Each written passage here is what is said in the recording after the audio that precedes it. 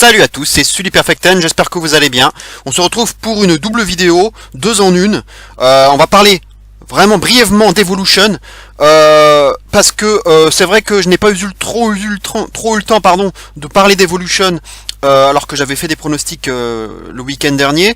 Mais en même temps, comme il y avait Crown Jewel qui arrivait juste après, je me suis dit autant faire une double vidéo, petite réaction d'Evolution et pronostic de Crown Jewel.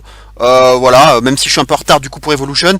Et puis bon, comme c'était un show particulier Evolution, ça valait peut-être pas le coup de faire non plus 3 heures là-dessus. On va faire un rapide bilan. C'était un très bon show. Franchement, le pari est gagné haut la main. J'en attendais pas beaucoup. Et finalement, ils ont réussi à me faire passer un bon moment. Avec des matchs globalement de qualité. C'est même monté en puissance. Voilà, le premier match, Stratus Lita, Fox James, c'était surtout pour le plaisir de revoir les anciennes. Lita, bon, elle était un petit peu en dessous. Stratus, elle était plutôt pas mal, je trouvais qu'elle avait encore de beaux restes. Victoire des Faces, logique. Match moyennasse, on va dire. Un botch de Fox, c'est dommage, qui a été un peu en retard pour contrer le pin final. Bon, elle était un peu en retard, c'est dommage. Mais voilà, sinon, à part ça, victoire logique des Faces. La bataille royale. Ça se jouait plutôt entre Jax et Moon, donc que Jax l'emporte, c'est normal. En même temps, c'est pas trop une surprise. J'aurais préféré que ce soit Moon qui l'emporte. C'est un peu dommage puisqu'on la voyait pas beaucoup. Elle était un peu dans l'ombre et c'est dommage qu'on refasse gagner Jax, qu'on lui redonne un title shot.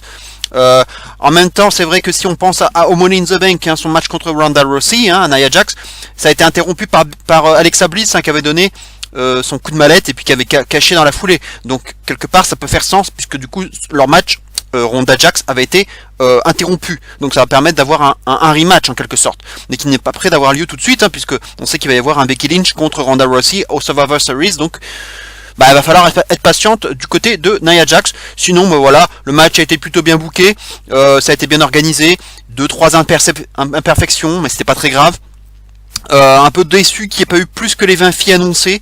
Ils en sont restés là. Pas de filles d'NXT, pas des ajouts d'NXT, pas d'ajout du Mae Young Classic, c'est dommage. Un peu trop chorégraphié à mon goût, notamment sur la grosse souplex à plusieurs.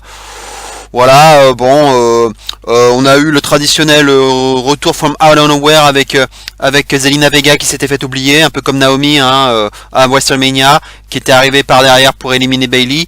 Là, bon, c'est un peu grossier parce qu'elle tente d'éliminer Jax et Moon. Elle fait celle qui a gagné alors qu'on voit très bien qu'elle n'a pas éliminé Jax et Moon. Bon, il suffit de regarder quoi. Bon, là c'est un peu dommage. Mis à part ça, bon, il y a quand même le duel entre Tamina et Jax qui est intéressant, qu'on a revu à Raw. Je me demande si on va encore pas nous teaser quelque chose pour les tag teams, les ceintures par équipe féminine. J'ai bien l'impression que Jax va tourner heel et s'associer à Tamina pour avoir une alliance 100% pacifique entre les Fidji et les Samoa. Ça me semble un peu aller dans ce sens. Et puis comme ça, on aurait une Jax heel pour affronter Ronda Rousey. Donc ça aurait du sens que Jax tourne heel et donc s'associe à Tamina.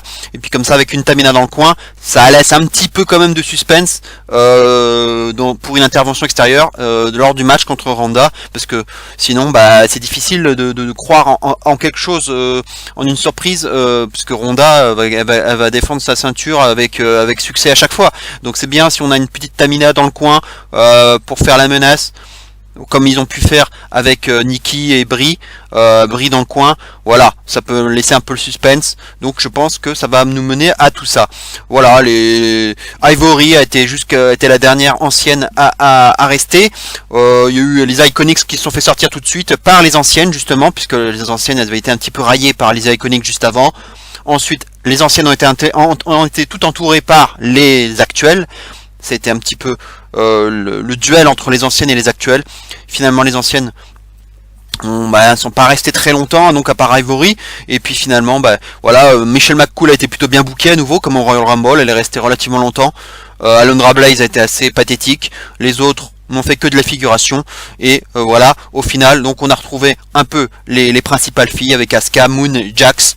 Et tout ça pour donc une victoire de Nia Jax. Voilà, c'était correct. un bon moment à passer. Voilà. Sinon, en dehors des botches, hein, entre Carmella et Moon notamment, hein, c'était pas très beau, mais c'est pas très grave. Voilà. Storm Shirai, je n'attendais un peu plus. Victoire de Storm absolument sans surprise, puisque encore une japonaise qui gagne, ça m'aurait paru étonnant. Après Kairi Sane l'année dernière, le match était correct, mais une dizaine de minutes, j'en attendais quand même bien plus au vu du tournoi et des demi-finales qui étaient montées en puissance. Il y avait du temps en plus, donc je suis un peu déçu. Ils auraient pu faire au moins un bon quart d'heure. Et c'est dommage que Shirai n'ait pas pu réussir son moonsault. Storm a dû du coup porter 2 fois son Storm Zero pour s'imposer. Match quand même de bonne facture, hein, qui vaut un bon 3 étoiles, 1 quart. Mais c'est vrai que ça aurait pu aller bien plus loin. Mais je pense qu'il y a un gros plan pour Storm à l'avenir. Elle n'a que 22 ans. Physiquement elle présente plutôt bien, donc je pense qu'il peut y avoir quelque chose avec elle. Bon là elle est ralliée à la division UK, donc elle va sûrement gagner le titre UK dans les mois à venir, et ensuite à mon avis plutôt partir vers NXT et peut-être même vers le main roster. On verra bien. En tout cas, victoire logique de Storm dans un match correct, mais qui aurait pu aller bien plus loin. Le 3 contre 3 entre la Riot Squad, Bayley, Sasha Banks et Natalya. Bon sur le choix final, donc victoire des Faces. C'est pas une surprise en soi, mais parce qu'elle n'était pas favorite, hein, la Riot Squad. Mais c'est vrai que je pense que la Riot Squad avait davantage besoin de cette victoire. C'est dommage. Bon, voilà. Sinon le match était correct, on va dire. Voilà, ça s'est fini avec un powerbomb de Natalya sur Liv Morgan, descente du coude de Bayley, toujours sur Liv Morgan, et un frog splash de Sasha Banks, toujours sur Liv Morgan. Donc Liv Morgan a pris cher pour la fin. Au moins, ça protège Ruby Riott. Hein. Je pense il peut y avoir quelque chose pour Ruby Riott, qui est la leader du groupe. Et je pense qu'il peut y avoir un truc à faire entre Ronda et Ruby Riott. On verra. Match correct, mais pas non plus foufou. Le match NXT, un peu pareil. J'en attendais davantage. Le match aussi était pas mal. Voilà, toujours un Ronda qui attaque le bras, qui fatigue le bras de Kairi Sane, et puis à la fin donc surpassement par-dessus les épaules de Kairi Sane sur Baszler au-dessus de la barricade. Évidemment ça écrase tout le monde, notamment Shafir et Duke, donc les deux amis MMA de Baszler, et du coup ça il y a une vengeance avec Duke qui tire les cheveux de Sane. Là très étrangement l'arbitre ne dit rien, alors qu'on voit bien que l'arbitre est là, elle peut le voir, elle ne disqualifie pas Baszler du coup. Elle est tirée par les cheveux. Ensuite il y a un coup de poing de Shafir, mais toujours rien. Là c'est derrière l'arbitre. Bon pour le coup on peut rien dire, mais c'est vrai que le tirage de cheveux, l'arbitre pouvait le voir. Et du coup cette déstabilisation permet du coup à Baszler d'en profiter avec son rear naked choke, et finalement elle s'endort petit à petit. Kairi Sane, l'arbitre vérifie, puis finalement elle ne se relève pas. Victoire, donc c'est la seule surprise du match de la soirée, hein. C'est quand même ce changement de titre qui n'était pas forcément attendu, ce qui permet je pense d'avoir un rematch à TakeOver Wargames. Le rôle forcément de Shafir et de Duke sera crucial. On verra comment elles vont être bookées, mais c'est un peu dommage. Mais peut-être qu'il peut y avoir aussi à nouveau un changement de ceinture, un yo-yo, mais ça veut dire qu'il n'y a toujours pas de montée vers le main roster pour Baszler. Peut-être si elle perd à nouveau la ceinture à TakeOver Wargames, ça peut-être signifier un départ dans le main roster, mais à mon avis, ce serait peut-être plus intéressant de le faire lors du Rumble, pour un dernier run de championne pour Baszler jusqu'au Rumble. Voilà, il y a d'autres filles derrière, il y a Belair, Bianca Belair qui pousse à la porte, Lacey Evans aussi qui pousse très fort, même si ce sont des heels. Ça serait peut-être plus pour battre Sane, donc on verra, je sais pas comment ils vont booker ça, mais en tout cas voilà, c'est comme ça, changement de ceinture, match correct, mais qui aurait pu aussi aller bien plus loin. Exceptionnel le match Becky Lynch Charlotte, tout sexe confondu, probablement le meilleur match ou l'un des meilleurs matchs WWE dans le main roster, tout simplement. Franchement, tout sexe confondu, ça a été très loin, 28-29 minutes, hein, pratiquement une demi-heure de match. C'était ce que je voulais voir, un match de femmes avec un grand F, la bagarre, des atémies qui étaient portés fortement de la part de Charlotte, hein, on a vu qu'elle y allait fort, c'était ce qu'il fallait que ce soit une bataille personnelle. On a utilisé des tables, des échelles, des chaises, tout y est passé. C'est un gros match violent.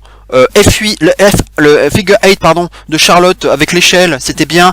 Les lancers de chaises de chaque côté pour tout ramener sur le ring. Et puis là, back suplex sur les chaises, une sorte de rock bottom de Becky sur Charlotte, sur les chaises aussi. Donc le figure 8 avec l'échelle, la descente du coude sur la table des commentateurs de la part de Becky Lynch. Donc tous ces échanges de chops près du public là quand elles sont parties, c'était violent. Il y a eu beaucoup de choses, le spear, le spear aussi de Charlotte. Il y a eu tellement de choses. Et puis finalement, la préparation la table qui est placée à l'extérieur de la part de Charlotte, elle veut porter son moonsault et puis finalement elle se fait contrer par Becky Lynch par un powerbomb. Charlotte n'arrive pas à se relever avant le count de 10 et victoire, conservation sans surprise de la part de Becky Lynch qui s'impose donc dans un match qui vaut 4 étoiles un quart. Minimum 4 étoiles un quart. C'est ma note 4,25. C'était un super match. Vraiment, c'est difficile de critiquer ce match, quoi. C'était vraiment, on a été vraiment conquis. Parce qu'elles nous ont proposé l'ensevelissement aussi, j'ai pas parlé de l'ensevelissement de Becky Lynch qui a enseveli Charlotte sous des chaises, des chaises, etc. Et elle arrive quand même à se relever, c'était marrant aussi à voir. Bref, voilà, c'était le match de la soirée, sans contestation possible, l'un des matchs de la WWE de l'année, quoi, tout simplement. Énorme match. Et on finit avec ce Nikki Ronda. Franchement, un match assez décent finalement. J'en attendais pas grand chose. Et finalement, Nikki nous a proposé un match plutôt décent. Brie a joué son petit rôle à l'extérieur, sans surprise. L'arbitre, bon, évidemment pareil, elle aurait pu disqualifier Brie, disqualifier Nikki. Bon, évidemment, comme d'habitude, on dit rien, on laisse faire. Et puis finalement, voilà, comme d'habitude, Ronda s'énerve, elle casse le bras de Nikki et puis elle s'impose. Tout simplement, voilà, il n'y a pas de surprise à attendre. Ronda, donc, aura quand même eu un peu de mal, on va dire, puisque Nikki, elle aura porté quand même son Rack Attack 2.0, son Alabama Slam, elle aura eu des occasions de s'imposer, et puis finalement, Ronda, bien sûr, se dégage à chaque fois. Mais un match, quand même, je l'ai noté 2,75, qui est décent au final, sans surprise conservation, et puis voilà, à la fin, les Bellas disparaissent, et tout le monde célèbre, toutes les filles présentes, j'ai pas vu Becky non plus, donc les heels, on va dire, sont un peu mises de côté, sinon, tout le monde était là, pour célébrer, et voilà, tout simplement. Donc, un très bon show, franchement, si on considère que c'est un pay-per-view normal, ça sera le pay-per-view de l'année avec Hell in a Cell, sinon, si on l'écarte du pay-per-view habituel, on reste sur Hell in a Cell, mais c'est vrai qu'Evolution s'est placé quand même la barre assez haute. Donc ça c'est bien pour les femmes. Maintenant il faut que ça continue, il faut pas que ce soit juste un truc hypocrite en se disant voilà, octobre c'est le cancer du sein, c'est le mois des femmes, donc on les met en valeur, mais une fois que le 1er novembre est arrivé, voilà, on les remet de côté, quoi. Faudrait pas qu'on laisse tomber les femmes maintenant, il faut continuer là-dessus, il faut capitaliser là-dessus. Allez, maintenant on va passer directement à Crown Jewel avec les pronostics spoilers. A été annoncé juste hier un Nakamura contre Rusev dans le kick-off pour le titre des États-Unis. Absolument aucune surprise, conservation de la part de Nakamura, puisque de toute façon déjà c'est un live show, donc il n'y a rien à dire, pas de changement de ceinture, et en plus c'est un kick-off, et en plus on nous a déjà annoncé un title versus title, enfin en tout cas un champion versus champion à Survivor Series entre Seth Rollins, champion intercontinental, et Nakamura, champion des États-Unis. Donc forcément, pas de suspense, le spoiler est déjà là, conservation de Nakamura. Match suivant, match tag team de SmackDown entre The Bar et The New Day, avec donc le Big Show maintenant qui tourne autour, qui est là du côté de The Bar, donc pour le show bar comme on dit maintenant. Pareil, c'est un live show, conservation des titres par The Bar, qui a gagné les titres il n'y a pas longtemps, donc aucune raison de refaire changer les titres. Les New Day, on les connaît, ils ont eu les titres 150 fois, ça ne sert absolument à rien, et puis voilà, comme je vous disais, c'est un live show, il n'y a jamais de changement de titre dans les live shows, donc voilà, en plus le Big Show va sûrement intervenir, donc conservation de The Bar.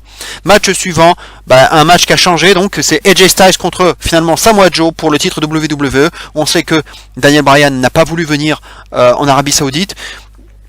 La WWE a pourtant booké le Styles Bryan jusqu'au bout, et finalement Bryan a tenu bon, et on ne peut que saluer le geste de Bryan, en tout cas, franchement on peut être que d'accord avec lui.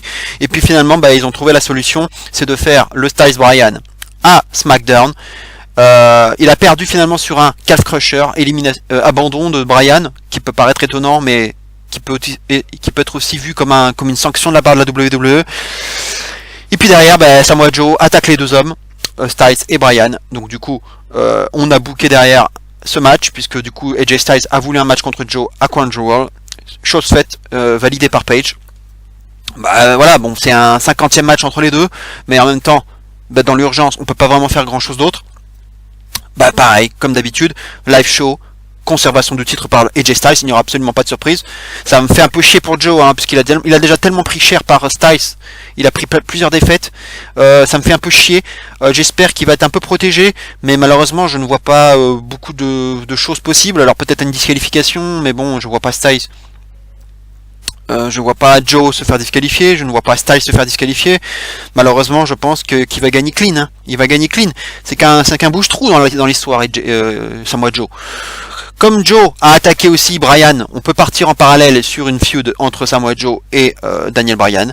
Et puis AJ Styles peut partir notamment sur le Miz. Je vous expliquerai après pourquoi. Je pense que c'est le Miz qui sera le prochain challenger pour AJ Styles. Donc conservation de la part de AJ Styles.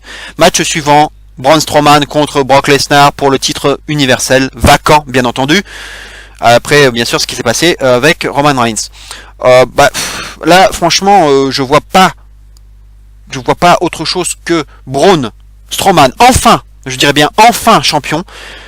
Braun a été couronné, on va dire entre guillemets, champion du Royal Rumble, au Greatest Royal Rumble, déjà en Arabie Saoudite. Donc je pense que ça va être encore les Arabie Saoudite qui va couronner Strowman une nouvelle fois avec ce titre universel qu'il mérite vraiment amplement. Brock Lesnar à nouveau champion, ce sera un gros troll et j'espère vraiment pas que ça va arriver. Ça ne mérite pas.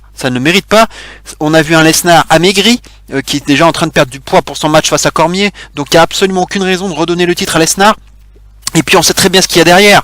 Drew McIntyre qui est heel, qui est vu comme gros challenger, futur challenger et peut-être même futur champion.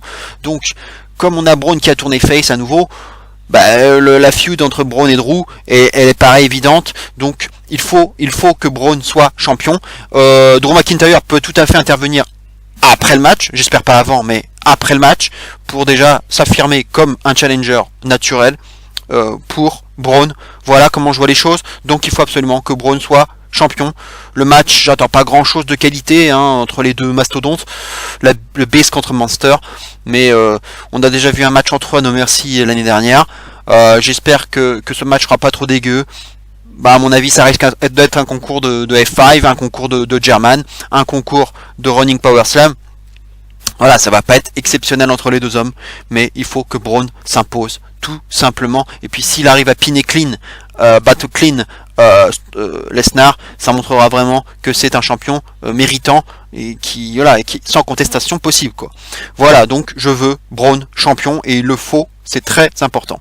Match suivant, Generation X contre les Brothers of Destruction. Voilà quoi, on a vu ce qui s'est passé à Super Showdown. C'était un match qui était beaucoup trop long, difficile à regarder, que des papis sur le ring.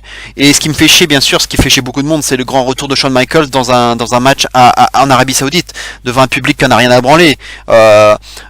Déjà, c'est pas normal. C'est pas normal que Shawn Michaels revienne sur le ring. C'était très bien comme ça. Que Taker le mette à la retraite, ça devait s'arrêter comme ça. Alors le fait qu'il revienne sur le ring 8 ans après, c'est n'importe quoi, et en plus en Arabie Saoudite c'est encore plus n'importe quoi. Donc maintenant on sait où ça va nous mener. Shawn Michaels contre Taker à WrestleMania 35, et Michaels qui va se venger et qui va mettre Taker à la retraite. Donc c'est bizarre puisque c'est Taker qui a mis Michaels à la retraite, mais là cette fois-ci c'est Michaels qui va mettre Taker à la retraite, puisqu'on annonce quand même pas mal une retraite pour Taker à WrestleMania 35 et un Taker qui serait intronisé au Hall of Fame juste 2 jours avant, donc au Hall of Fame donc, et qui disputerait son dernier match 2 jours après à WrestleMania, probablement contre Shawn Michaels. Je pense vraiment qu'on va se diriger vers ça. Sinon Kane il est là pour prendre le pin, très probablement. Taker ne va pas prendre le pin puisque justement c'est Shawn Michaels Taker qu'on va nous builder, donc c'est Kane qui va essuyer les plâtres, qui va mordre la poussière et peut-être qu'on va commencer à builder un Shawn Michaels fort, et que du coup ce serait Michaels qui porterait un switching music sur Kane et qui ferait le pin, ce qui mettrait un peu plus de hit, et du coup Shawn Michaels, un Taker qui aimerait prendre sa revanche et du coup s'en prendre à Shawn Michaels. Voilà, donc victoire de la D-Generation X. A priori, je ne vois pas pourquoi est-ce qu'on remettrait Michaels, qu'on sortirait de la retraite de Michaels pour perdre tout de suite après, quoi. Ça n'aurait pas de sens. Voilà, et puis ça ferait du 2-0 mine de rien. Après Super Showdown, ça ferait 2-0. Donc victoire de Michaels. Une toute petite chance, ce serait de faire un partout et que ensuite Taker perde pour faire la belle, et donc les victoires 2-1 du côté du clan DX, puisque du coup Michaels Triple H a gagné au Super Showdown, donc il pourrait faire un partout avec une victoire des Brothers of Destruction, et du coup la belle avec la victoire de Michaels à WrestleMania. Ce serait la seule raison pour pour donner la victoire au BOD, mais je pense pas qu'ils vont le faire. Victoire de la DX. Et on termine enfin avec la World Cup pour déterminer LOL, le best in the world. Bien sûr. Voilà, donc le tableau, vous l'avez sous les yeux. Voilà, je vais vous donner mon scénario. Seth Rollins va battre Bobby Lashley du côté de Raw. Même si Bobby Lashley est booké de plus en plus fort, il est un peu poussé, il y a un Liar Rush qui devient de plus en plus insupportable avec ses Lashley. Il est vraiment à claquer, donc on se dit bon il est un peu poussé, mais Seth Rollins, c'est the top face, c'est quelqu'un qui porte la division Raw au niveau des babyface, donc je pense qu'il va s'imposer. Du côté de Kurt Angle, Dolph Ziggler, là, honnêtement, je pense que c'est Kurt Angle qui va s'imposer.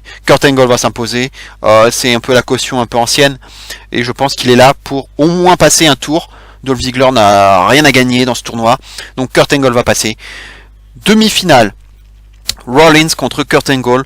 Là, pour le coup, alors c'est du face contre face, c'est vrai, mais là, pour le coup, il faut pas oublier que Baron Corbin, qui est en feud avec Kurt Angle, donc je pense qu'il faut builder le team Corbin contre le team Angle au Survivor Series, avec probablement le contrôle de Raw pour l'équipe gagnante. Donc c'est un peu ça que je pense qu'on nous réserve, et je pense que Corbin doit intervenir pour faire perdre Kurt Angle, et c'est là que Seth Rollins va se qualifier pour la finale.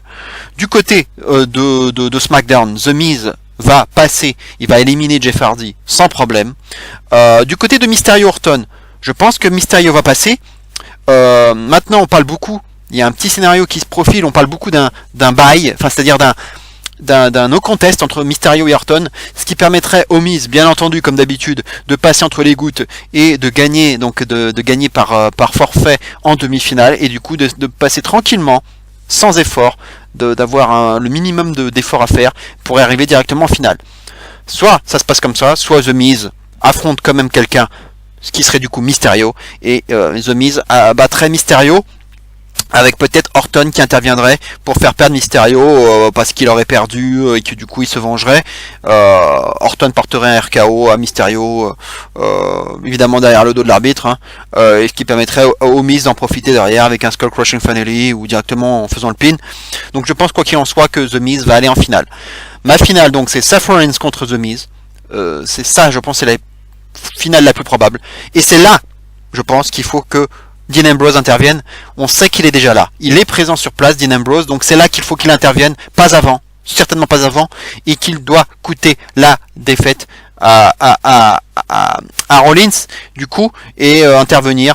Alors soit il intervient pour faire perdre Rollins, The Miz en profite à nouveau, en grand opportuniste pour s'imposer, ou alors The Miz s'impose comme un grand, et juste derrière il s'impose, il célèbre avec la coupe, et puis derrière Ambrose détruit Rollins aussi. Ils peuvent faire une chose comme ça, mais je pense que en tout cas The Miz doit s'imposer. Pourquoi est-ce qu'il doit s'imposer? Alors c'est vrai que Shane McMahon a promis que le perdant de SmackDown, si le finaliste de SmackDown perd la finale, il se fera virer.